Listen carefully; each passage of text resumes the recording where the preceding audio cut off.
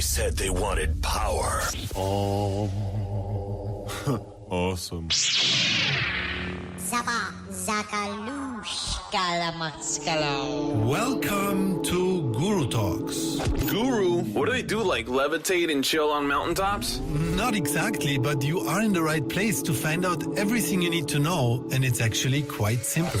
I am your host, Florian Boschi, and I will be going extra deep with Guru Bhaneswaranand each and every show. We are covering deep truths about relationships, success in business, world peace, and many other topics. Oh, and of course, enlightenment. Because our Guru, well, he is enlightened. Everybody falls in love because they want something, not because they want to give something.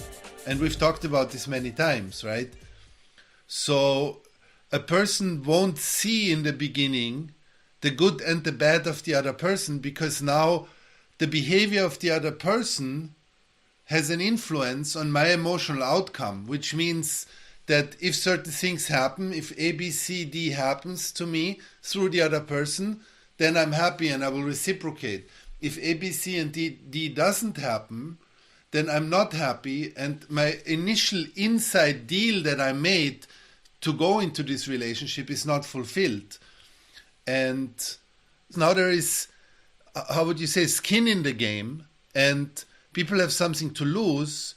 They don't see clearly anymore, and now they start projecting what they want from the other person onto the other person, which means they will only see the good in the beginning because it suits them to see the good, because it verifies them in the decision to give love. So there is a big problem, there is a big chunk sitting there that doesn't just go away by saying trust more, or you know what I mean, like, or just see the good and the bad. I'm telling you, it's not entirely true. In the open society where actually you live, it's not at all true. It may be little true in India and Bangladesh maybe, but it is not true to the Western society. You see, you meet a person, maybe you fall in love, have had sex and all that, whatever was needed. And this time is enough for you to realize whether the relationship will go or not. Specifically, women, they find out that this will go or not go. And then they make a decision in about 10-15 days whether to continue or not.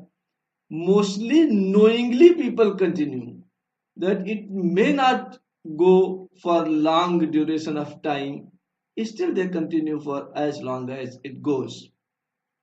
So these are the decisions they have to think again and again before having children. As long as you have decided not to have a child, I mean, you can probably do something, because in those cases only you suffer. And when you decide to have a child in a relationship which is not proper and perfect, and you feel that you will not be able to go ahead with it, you are risking yourself and risking somebody who is not party to it. And that should definitely be avoided. Okay. So you're saying that if we say we don't know the good and the bad of the other person within like a week or two, that we're basically lying to ourselves or not being completely honest to ourselves?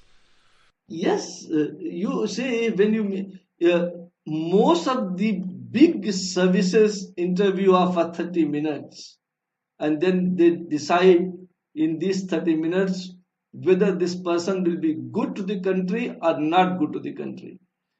And I say that we as a common person does not have that kind of expertise, but still after we meet somebody once, twice, thrice, and for 10 times, we come to know whatever he has. Or is there a checklist this person doesn't want children, this person wants this person wants this, and then go by the checklist? Or is this a gut feeling you have that something doesn't feel right? Both. Both. In fact, you have a gut feeling, and you can also find out. Look, in some of the cases, a person was saying, I don't want a child. The girl was saying, I want to have a child, and something like this. Somebody loves children, somebody doesn't love children. So, if you decide to go ahead with these kind of the broken relationship to start with and produce children, I think you are not doing right. So what often happens is that people, agreed, but there is this particular danger in times like this, in the beginning of a relationship, especially for people who feel a lot of lack in their life. There is a particular danger not to see clear, because everybody is seeking for this fulfillment from the other gender, as if there is a part of the soul that is missing, an aspect of us that's missing in us, and now there is hope that another person can bring that. This is a very strong lack that many people experience, I believe, and there is people who are just waiting to fall in love. It's like their whole longing, right? So when it happens, chances are very high, and this is, I believe, innate in the situation. Chances could be very high that, particularly in this time, somebody doesn't see clear and somebody doesn't want to see, and they actually want to lie for themselves, or it is very difficult for them not to be in a place where they would be lying to themselves in hopes for something beautiful or something exceptional happening to them or things like that. So again, I see, it feels like to me, and tell me if I'm wrong, that there is a much bigger problem behind it, and it's this whole world of Maya that we're in that seems to get gravely enhanced in those moments of falling in love with somebody. It seems like the whole illusion starts getting bigger because our expectations, our hopes, our wishes, our longing, our desire is much bigger. No? This everything what you speak happens to everybody when you meet your lover for the first or second time. As you keep meeting, usually I think it can happen that in the first meeting itself a child can be produced, that is something different. But when you plan for a child, it is much later than these emotions experience you have. And for whatever reason, like maybe I will not be able to get another wife and I accept a person who is less qualified than me, then it was a decision you have made, and try to adhere with that decision. This is what I'm requesting. And if we do that, most of the problems of the society will get resolved and solved. So what does the person do emotionally now who is stuck with somebody, that maybe they didn't even want to be with? You see, because they want to live in illusion. I have met several people when I was there, and most of the people, they fell in love with somebody else. They were not knowing them. They were at least knowing their present partner very much, whatever the good and bad is. And the other person, they were not knowing at all. But if you try to be in illusion, you get nothing. Practical things is this, that you fall in love, there is nothing wrong in it. In some time you come to know the flaws and the good things of your partner. Leave him or her if you want. Otherwise, if you further decide to go together, you have made a decision which will have impact on your life and on your children's life. Adhere to it after that. So what's the illusion that you were saying? Can you give just a picture of how that illusion looks? That if people are now maybe, they're not happy with the situation, now they want to go to someone else, right? So how is that part an illusion? Are you saying that the same thing will happen again, or what in detail is the illusion about this? Yeah, I'm saying the same exactly what you are asking, that this happens again and again and again to them.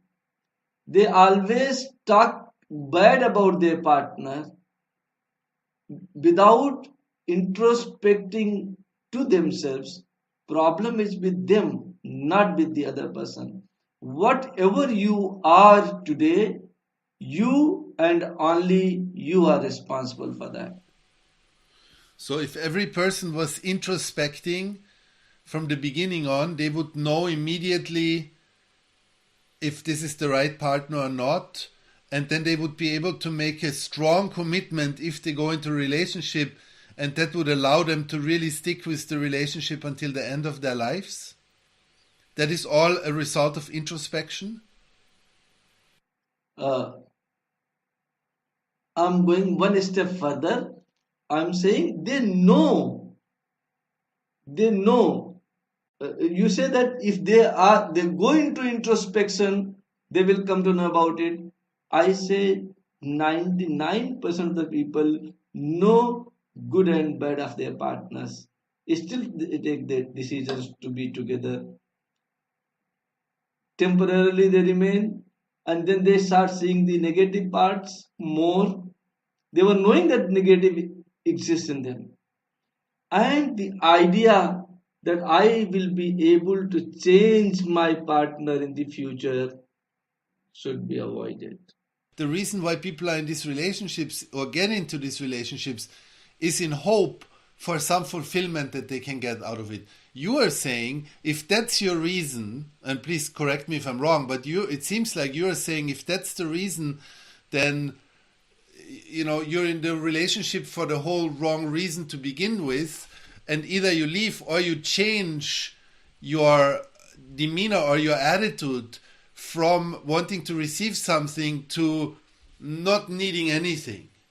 But then the whole reason for wanting to be in a relationship in the first place, which is to get something from the other partner, is gone in the wind, right? It takes the air out of the whole reason why people want to be in relationships, it seems like. Please tell me if I'm wrong, no? No, as long as you are in relationship, you get what you wanted from your partner, always.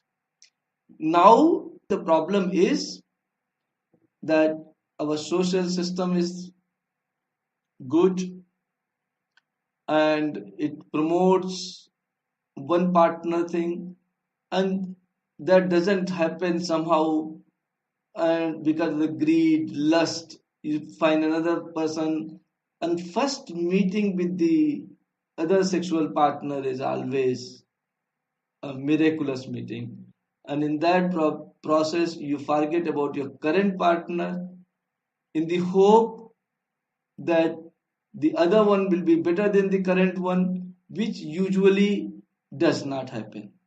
So if we get little contented till our children grow up, that we be contented with whatever we have, I think it would be little better thing to do in the interest of children.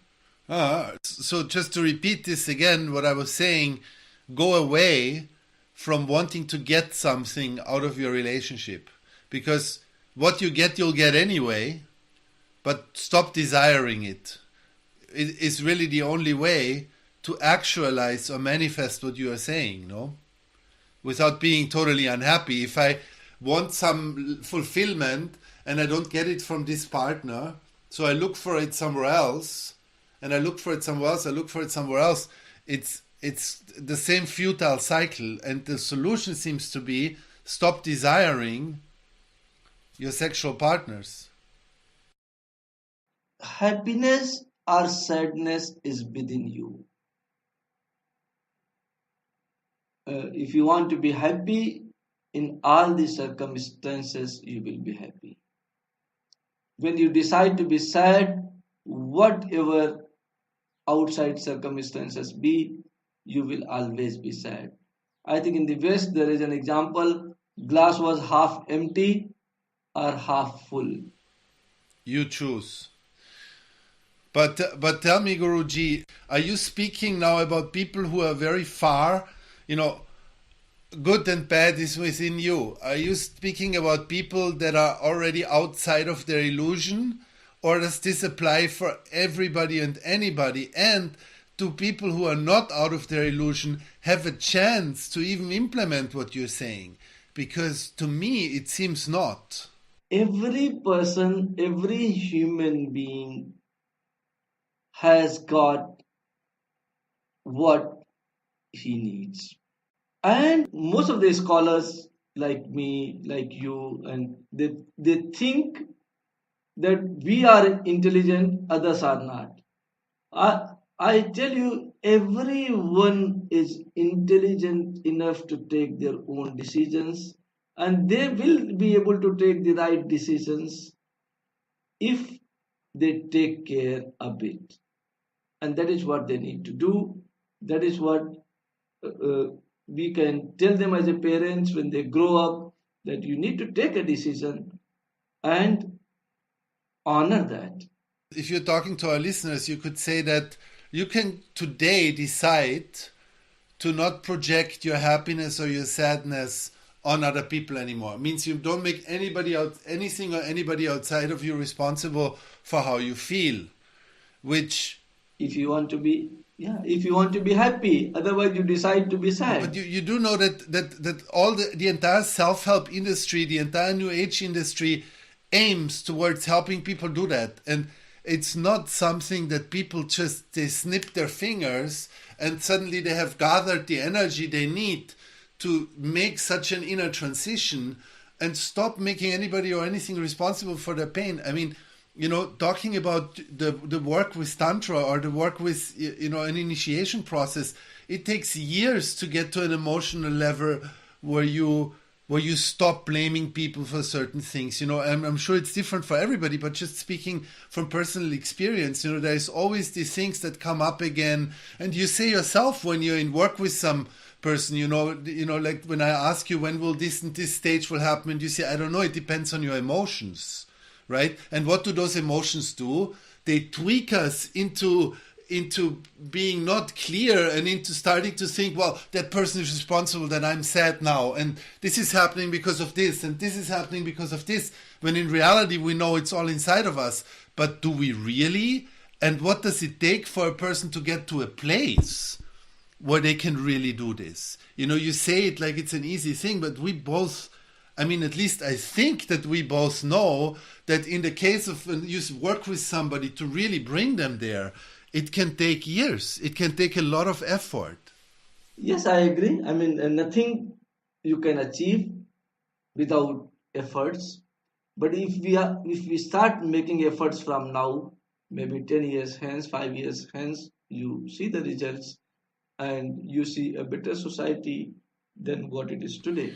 It is interesting because on the one hand you say, you tell people that they can just do it. On the other hand, there is a very deep spiritual process that you have at your, Look, there are two things I would again like to tell you.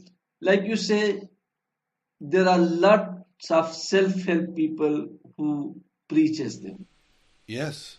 These self-help organizations also need to be honest. Most of these things are being done in camera just to show that we are doing something. If we want to change and make the society happy, everyone is little spiritual. Everyone has got that space in her or him which is needed for the person to become happy. They need to be told by the parents, they need to be told by the society, by the teachers, by mothers, by fathers, by gurus, that you utilize your wisdom and honor your decisions. Okay, great. But wisdom, so you say, is a force that gets cultivated in our root chakra, which means it has to do, it's almost like a physiological or... look, I think we are going from here into deep spirituality that is not needed at a time when probably people are making a decision, but they can make the right decisions even with whatever they have. And and in time to come, if you want to everyone to make the right decision, maybe you have to teach spirituality in schools, like you started teaching sex in school. It was never taught earlier. I mean, something like 30 years back, it was not taught, but it is being taught now. I mean, but would it help to just teach something that we're talking about now? Meaning, to teach people that, maybe when they fall in love, that through their emotional intensity, that they can lose sight, and that everybody has the ability to make a clear decision within probably a week or a couple of weeks, based on how they feel emotionally, but also based on rational factors. Is that something something like this is not being taught in school? It will definitely help. Would people be able to make better decisions? Yes, definitely it will help for them to make better decisions. So they're not making these decisions now because they are not aware that they already know from the beginning on if something is, what's the good and the bad in the other person. They're not aware of this, or why is it like it is right now? What's missing? They are aware of this, but it's not that they are not aware. What this teaching will bring in them is that whatever you are accepting, you honor that, and when you are making a decision, do not hope that everything will change, because people want to live in paradise, and they think, oh, my partner is drinking today and I do not like drinks, but I will be able to change her. Those things, by this training or this teaching, will come down. They will not be eliminated, once again I tell you, but they will come down to the reasonable level. And if it comes down to reasonable level, definitely you will be more happy. So you were saying before that, in our days and time, a lot of those increased expectations that people have arisen out of an economic change. So people have more, they have more abilities, they have more access, they have, more goods, more things. And you were saying before that these increased expectations where people leave a partner, run to the next one, and are all frantic about this, that this is a sign or is a result of this economic development. On the other hand, we know that desire arises from lack. So on the one hand, we know desire arises from lack. On the other hand, you were saying a week ago or 2 weeks ago, you were saying that these increased expectations, meaning increased desires, I would translate that, arise from a society having more. This seems to be contradicting. Yeah? So on the one hand, desires arise from having more. On the other hand, we know that desires arise from not having anything. Can you comment on that or clarify that? No. You see, you think we have more, but in reality, we do not have more. We have few more papers, but now I will start asking you the question. With that papers, do you think the quality of food has enhanced? No, of course not. In fact, the quality of food is decreasing in most societies because of necessities of mass production. Yeah. Now, with these papers, what we call money, do you think people are at more leisure? They have to work less? I don't know. In some cases, definitely. Look, it's not just the paper. It's what comes with the paper. It's that, suddenly the guy can, or the person can afford a good car and drive to work. And in the car he has, can listen to 50,000 podcasts from his iPhone and can, make the time shorter like this. And then the clothes are nicer and the mattresses are better, and it's much easier to consume the TV shows that you want. Before you had like two channels or something, and then everybody was watching the same thing in a country. When you look 70 years ago or 60 years ago or even 40 years ago, and all these things have changed. I can play any video game I want on my tablet. I can look at any app I want on my tablet. I can speak to anybody in the world in 2 seconds. So there is a lot of comforts that have arisen out of the recent decade developments, a lot. Everything what you speak also speak for the likeness. We have got 4G phone, but I want to get the 5G. Look, likeness is still there. With the enhancement of this technology and money and the financial things, your likeness has not gone away. I have got a car which is very good. It's a Volkswagen car, but now I want to buy a Mercedes, a BMW. So like is still there. Interesting. Even after you have achieved all this, if there is no lack, automatically things will start improving. Why then did you say that with the increase of technology and all these things around and having all these things, that the divorce rate increased with it? Yeah, I mean, money, finances may be little bit responsible for divorce, because when both the partners are economically independent, it is easier for them to make a decision to live separately. Other than this, it has got nothing much to do. Problems what were 70 years back, similar problems or same problems are even there today.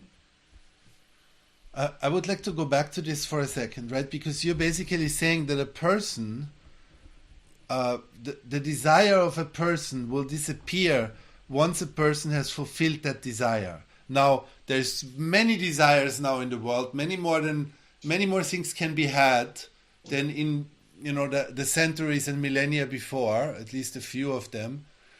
And people have more desires, they have more ability to fulfill their desires, which should in a way be spiritual progress, because as they fulfill their desires, they move on to the next desire and to the next desire and to the next desire. But you're saying, really, if I hear you right, that they are not really fulfilling their desires. They are not actually fulfilling their desires by what they think is fulfilling their desires. No, I tell you, I mean, what you are probably discussing is very deep spirituality, where people has got 1 or 2 desires left, 3 desires left. Here it is, you have got a car, you want to buy a new one, a better one. Lack is always there unless you start getting satisfaction from within. Aha. So fulfilling a desire, when we talk about deep spirituality, still means that there needs to be an aspect where that desire gets fulfilled from within. Otherwise, the desire can never get fulfilled. Obviously. And you will always look for the next thing, Yes.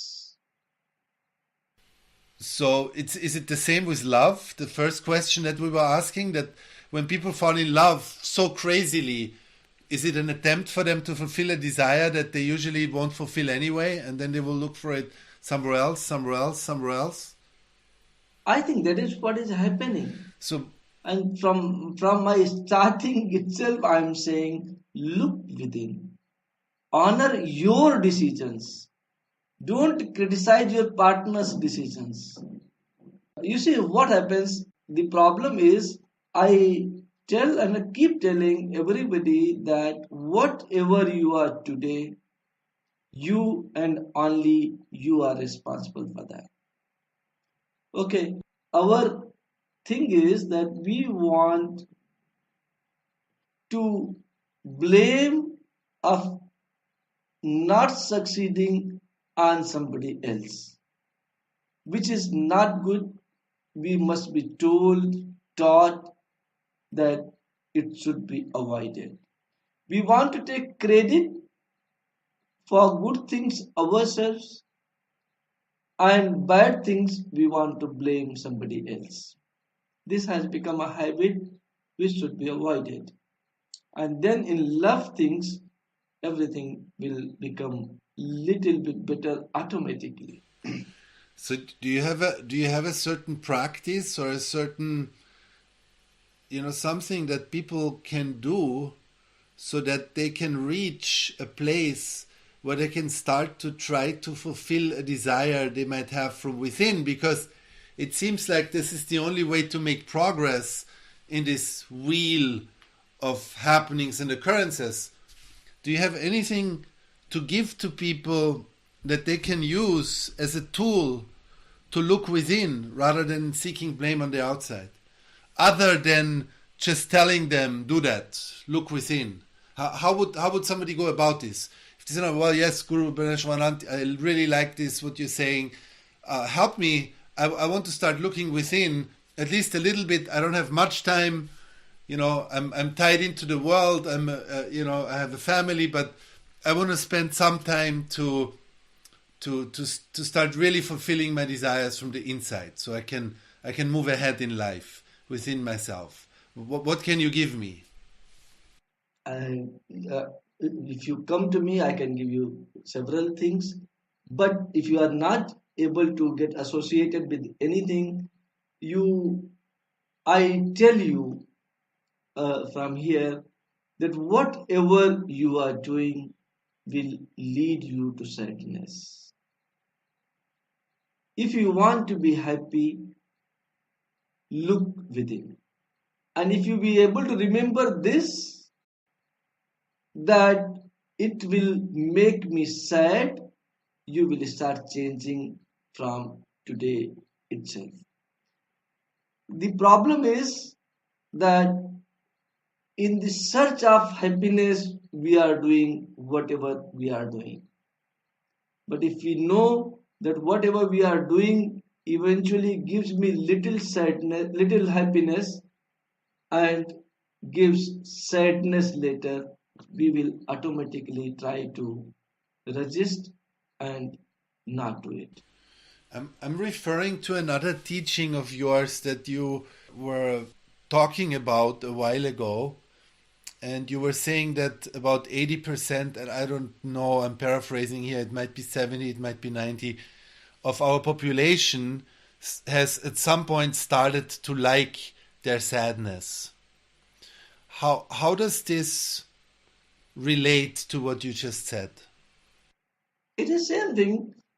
People, they have a fair idea, not much, but a fair idea that this will eventually bring them sadness. And what I was saying, that it's a nature of the people, because when you are sad, another person comes to stand with you and you like it. And because of that, probably what you have said, people unknowingly, okay, when you talk, I think you must have spoken to several people, they do not try to talk about their happy moments. They always try to talk about their sad moment. There was a time when I stayed in a garden for 2 days. I was not having anything, had to sleep in car. These things people will talk more than when they were happy. Yeah, I'm just mentioning this because you were giving us a solution before that, we all know that certain things are going to make us sad, and if we make ourselves aware of that, then we can steer away from that towards a place of happiness, meaning, a place of looking within, of not expecting on the outside, etc., etc. But if really many of us are seeking sadness on some level, then then that wouldn't work either, right? Not seek, no, nobody is seeking sadness. But if they get it, sometimes they start enjoying it, and then it becomes very difficult to bring them back. But at this age, when you are falling in love, I think you are not seeking sadness, and you want happiness out of it, and you can be happy only in two things: that whatever decisions you are making, trust yourself. I'm not saying any rocket science that you go and trust American president or somebody else. I'm saying you know what you are, who you are. Trust yourself. Whatever decision you are making, whether right or wrong, take it as it is. Trust yourself. If and then automatically you will start trusting your partner, because whatever you have inside, if you have got disturbances inside, you will see whole world is disturbed. If you have got uh, calmness inside, you will see the whole world is calm. So uh, the only thing, a very very small thing I'm saying to these people, to look within and trust yourself. Very nice. Yeah, I think it's beautiful. Would you recommend for a couple to, in the beginning, to start practicing a more conscious, or what you call tantric sexuality? Is this something that you would recommend for couples to do, to start with? Will that give clarity, or will that deepen the resolve of the decisions they made, or would that have an effect? It will definitely have an effect. It will definitely have an effect, and I recommend everybody to use it if they can. I definitely recommend everybody to uh, practice it, and it will reduce divorce rate to a great extent. Can you explain a little bit more in just to give a visual, to give an idea to us? How would that look? How will the relationship change, and why? You have to understand the physiology of men and women, and why relationship breaks. I come across with all absurd ideas that my relationship broke because of my mother. My relationship broke because of job. But all these are excuses. A man comes to a woman, and woman comes to a man in a romantic relationship to have sex together, rest everything they already have when they come to you. Okay, they don't come to you for food, they don't come to you for home, and specifically the first relationship is never for any home or anything of that sort. We say it is for money. No, it's for job. No. Woman comes to a man, and man comes to a woman in a romantic relationship to have sex, to have sexual pleasure. And why they break is because having similar types of sex every day, they get bored, and slowly they start moving away from each other, finding the faults and searching. Specifically, I put more emphasis on searching the faults in their partners. Now, physiologically, women are little slow than men. Okay, so men, they ejaculate faster than women. By the time woman gets aroused, men is over. Now, woman, they probably doesn't like it. She complains, which a man does not like, and then in a hope that other partner will be slightly better than what I have, they start looking elsewhere. They are, instead of solving the problems, they are looking elsewhere. Sexuality in Tantra solves this problem, and it is being taught the process of slow sex, which takes minutes and hours to have it, in which men and women are completely satisfied. The idea is being taught not the self satisfaction, but the satisfaction of your partner. Every time a tantric couple have sex, women want to satisfy her man, and man want to satisfy his woman. They talk in between. Are you liking it? Are you enjoying it? Do you like my sensual touch? Do you like my kisses? Do you like the actual act I am doing?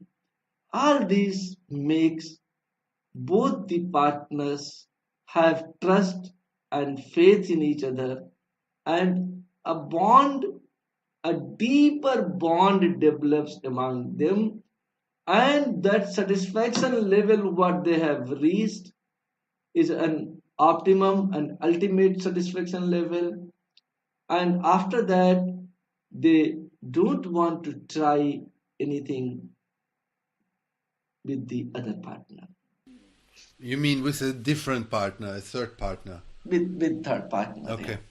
So, what comes up for me is that I guess in the last 4 or 5 decades or so, there has been a sexual development in our societies which is, built around fetishes of people, which means certain emotional desires to have that are related to sexuality. Could be, they like certain things, like they like people to watch them while they have sex, or they like to be tied up while they have sex, or spanked, or whatever it is. What's the difference between tantric sex and such a way to to make it more interesting, to make it less boring, to create a different kind of bond? Could it be comparable, or is there still a difference between tantric sex and something like this? See, whatever they are doing, why are they doing that? We have to understand. Because they want more satisfaction. I think both of you will agree with me. Why somebody want to be beaten and have sex? Because compared to pleasure what they get in the normal sex, they get little more pleasure in this sex, right? In the fetish sex, yeah, they get more fulfillment, Yes. or at least there is a tendency that when people have fetishes, that those fetishes increase, which means they always have to up the level a little bit. Yeah, because you never reach to the ultimate satisfaction which you want to have. And you're saying Tantra will Now, give that. yes, that's what exactly I want to take you to. That tantric sex is a sex which takes you to the ultimate level, and nothing else will be required. So, but you're also saying that what is being taught in tantric schools in Europe, in the US, in maybe in Asia, that this is neo-tantra, and we've talked about this before, and is not really the art of tantra, because you are saying that when you really practice tantra, your passion becomes less. And I think in all these schools in all these tantric schools where tantra is being taught, it is all about sensuality, physicality, passion, and those things. Is it not? Maybe you can comment on this. But ultimately, yeah, you see, whoever is doing whatever is definitely helping society. It may not be a real tantric teaching.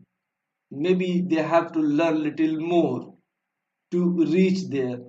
But saying that they are doing something wrong is not right on my part. They are doing a service to the society. Look, I'm only speaking in relation right now to what you were saying, meaning how can our listener reach that effect to have this kind of fulfillment sexually in their relationship? Can they just go out, take a tantra course somewhere? That's really the question. I'm not trying to blame anybody for doing something wrong, just being result oriented. Whatever these people are doing, it is definitely beneficial to go there, start a course, but please remember this is the starting point. You have to go very deep inside, and you have to go very deep inside you and inside the tantric system, which will help you satisfy yourself and your partner completely. This is the wrong way of my saying. I should say this will help you to satisfy your partner and yourself completely, because tantra gives more emphasis on your partner than on you. Okay, so now we have the part of the tantric sex. Let's say somebody in Hamburg or wherever, they go to a tantric school now, they take a class. Now they still haven't taken care of that inner focus part that you are speaking about. So it's just the beginning.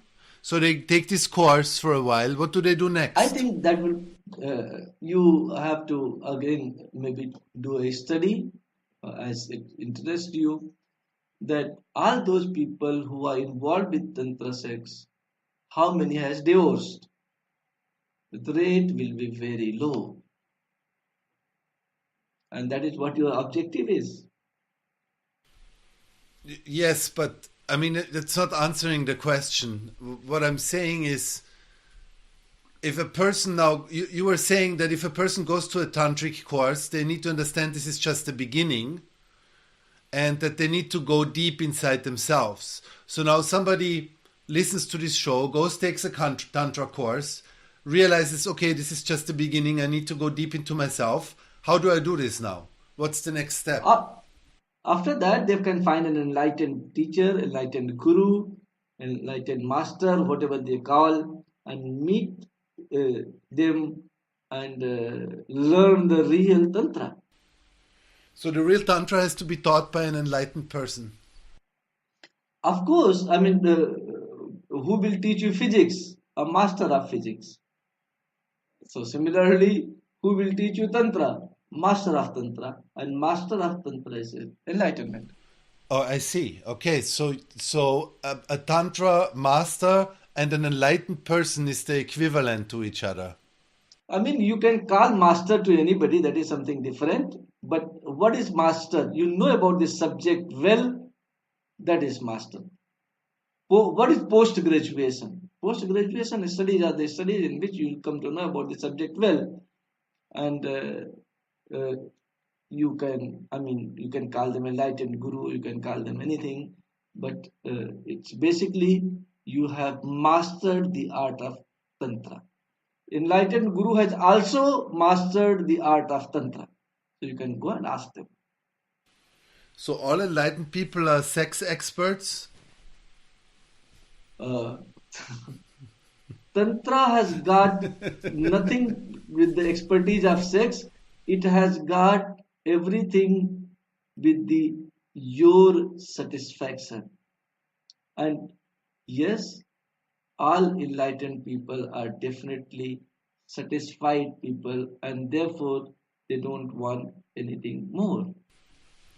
So tantra is a way to use sexuality, or sexual tantra is a way to use sexuality to reach ultimate fulfillment. Is that a true statement? Yes. Yes, yes. You can give this statement in the book if you want. So everything we spoke about now, does this go in the same way for relationships of the same gender? Or is there a difference between heterosexual couples and homosexual couples, and how they should understand and work with this information? I think it goes to both the ways, to heterosexual and homosexual, but we have to make a few case studies of homosexual things and have write them in the separate chapter differently. What's the difference between homosexual and heterosexual relationships? What is the difference? I mean, it's the same sex relationship and No, because you were saying we have to make some studies. Like, because you see, I have not honestly, I have made a lot of research on heterosexuality things, but have made almost nil or no research on homosexual. And the true knowledge is one which should be studied, learned, and practiced before we put it on paper. And I will try to do that with you or with Ante to give you the material for homosexuals. I mean, you already did put it on paper, because you wrote in your book, The Art of Loving, that homosexual relationships sometimes have an advantage because there is less of an attachment there's less of an attachment culture that exists among homosexual societies. Yes, you are right. The attachment level is less compared to the heterosexual. Therefore, it is better. They live in more peace, and chances of these couples breaking are very low. What about the fact that the masculine and the feminine are helping each other to come closer to this desired equilibrium? I guess in Tantra you could say so, right? That the feminine fills the masculine and the masculine fills the feminine, so both partners can get to a deeper balance. Does that also work in homosexual relationships? Or is there an energetic, how would you say, a limiting of that exchange that is there? It is not limiting. You see, the desire to have homosexuality comes when, as I explained you, that a man is 60% male and 40% female, and female is 60% female and 40% male. Every male does not get the desire for homosexuality, and every female does not get the desire for lesbian sex. It is when the female part is more than 40%, you get desires for having homosexual sex. And in that case, I think when we discuss, I have also told you that for these people to get enlightenment is easier than the normal people, because they have already got what closer to 50-50 what you want to attain in enlightenment. So let me get this right. Coming closer to that 50-50 equilibrium, which is equal to enlightenment, or can be put equal to enlightenment, meaning it is the same. When we come to a full 50-50 balance, we reach enlightenment. But this, if I understand you right, this coming closer to the 50-50 balance can also elicit homosexual desires?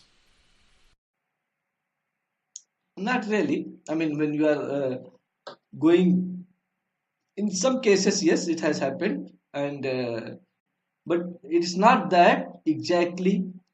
When you start practicing spirituality, your desires starts going away, but inside yourself, you become more feminine if you are a male, and more masculine if you are a female.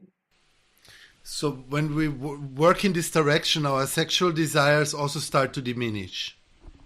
Obviously, you see, the moment even with the tantra sex, your sexual desires will start diminishing. Why it is very strong? Because you are not able to satisfy your partner and yourself. The moment you start getting the satisfactions, everything will become all right, everything will become more inside. I can see an alarm going off in our listeners. Does this bear an increased risk for somebody who starts engaging in this path now for frigidity or impotency? I mean, I think that's something that people are very worried about, that they're very proud of their working sexuality, of their sexual desire. Does this bring any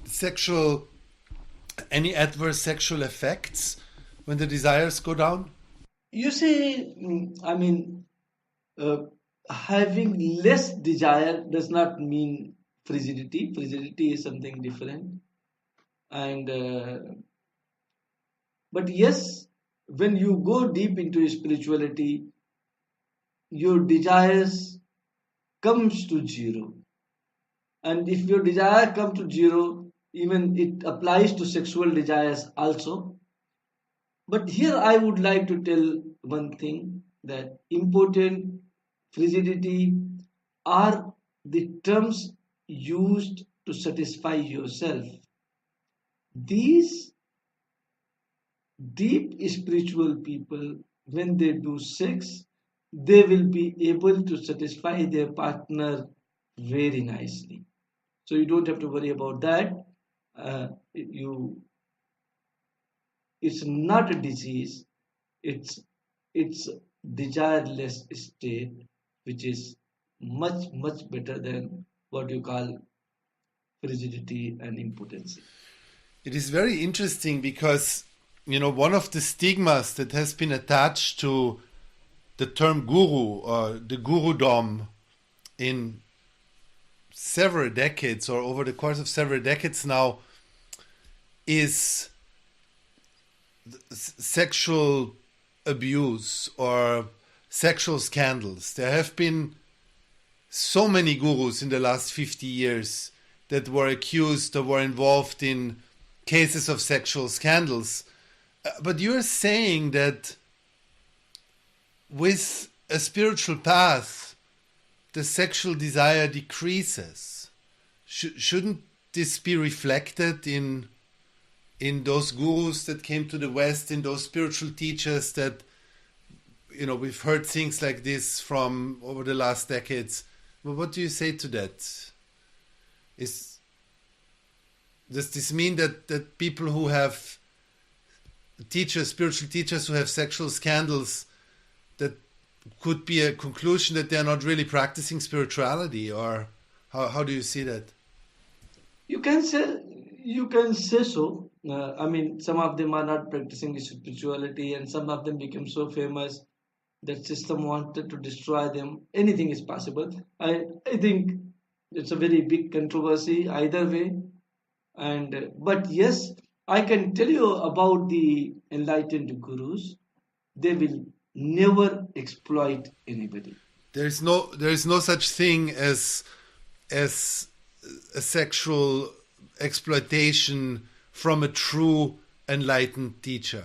This is a very important point, because I think it is a big factor and worry that people have, because it has happened several times.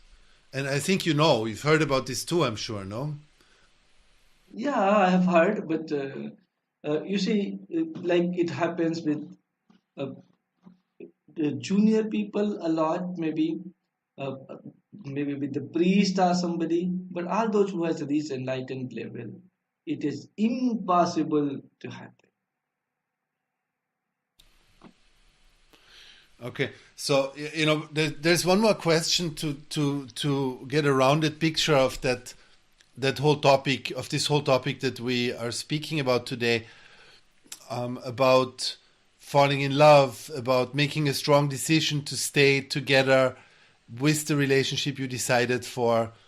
I guess the ultimate question here would be, according to your model, does this mean when you're in a relationship that you always have to give way to the other person? You always have to give in to the other person?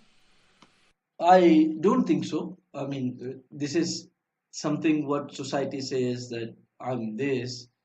Uh, what I mean to say that if you have got less egoistic approach towards your partner and you are honest to yourself, things will work out much better than they are working out now. That does not mean that you are giving in or giving out. See, you have made a decision to stay together, and both of you together are deciding again to stay together. This is what I mean. I'm not saying that some partners give. You see, I'm giving in, I'm giving out. All these are egos, and egos can bring problems, not the solutions. When you try to find the solutions, you find the solutions. When you try to bring problems, you bring problems. Okay, but I mean, let's define ego here for a moment. I have a certain desire and I want to fulfill that desire, and now I go out and actualize certain action steps to make it happen. This is ego, right? Yeah, it is ego. The moment I want something and I go about fulfilling it, I'm basically living in my ego. Not fulfilling it. The egoistic person takes the wrong way of fulfilling it. Fulfilling itself may not be ego, but if you have got ego, you also try to fulfill it. Yes. Ego is something that speaks that I alone exist. I am right. Others are not if they do not adhere to what I say.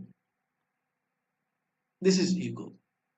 The egoless state is I'm right, yes, but I'm not only right. There could be somebody else also who has got the right approach. They hear to it, take a decision in a democratic way, discuss in making a decision, talk, both the partners talk to each other, then everything will become all right. Look, I want this, and only this creates trouble and problem, and that is what ego is. Let's say my partner wants to go to the market every day with me, every day, every day, every day. And I'm so tired of the market. I don't want to go to the market anymore. I have everything from the market. I don't need to buy anything at the market. But my partner thinks it's important that every day we go spend an hour and we go to the market. These are very hypothetical questions you're asking. This happens all the time in relationships, right? I think if you develop an egoless approach of democratically discuss, nobody is that stupid that will not understand my point that I am sick today, I have got problem, please excuse me, if you can allow me to stay home and you can do it alone. I think it will happen. The problem starts when we are non-democratic, egoistic, and we try to put my decision on the other partner. That is when the problem starts. Okay. So in a relationship, everybody should just totally be themselves, do what they do, the other person accepts you for who you are, you accept them for who you are. Isn't there a danger that people start living next to each other without, sharing their life anymore? They're just letting each other be whatever they are. This person has this interest, the other person has another interest. They see each other in the evening. When they go to bed in the morning, each one of them goes again out to do their thing. Is there a risk in a relationship like that? To kind of like grow apart? No. It is rather useful, because you see, when the egoless behavior comes in and I start taking more care of my partner, he or she also start taking more care of me. Okay, it doesn't put you apart. It tells you that you are not bound. And when you make somebody free, they love you more. Believe me, try it once and you will succeed. Very good. I think this is a grandiose and wonderful ending for today's show. Unless there is something you would like to share with our listeners before we end. No, I think it is okay. It's you can end it here, and this was definitely a beautiful thing. Thank you so much for coming. It was a beautiful show, and I'll see you next week. Yes. Thank you for listening to another episode of Guru Talks. Share this episode with anyone who wants to be enlightened by Guru Bhaneswaranand, and don't forget to click subscribe.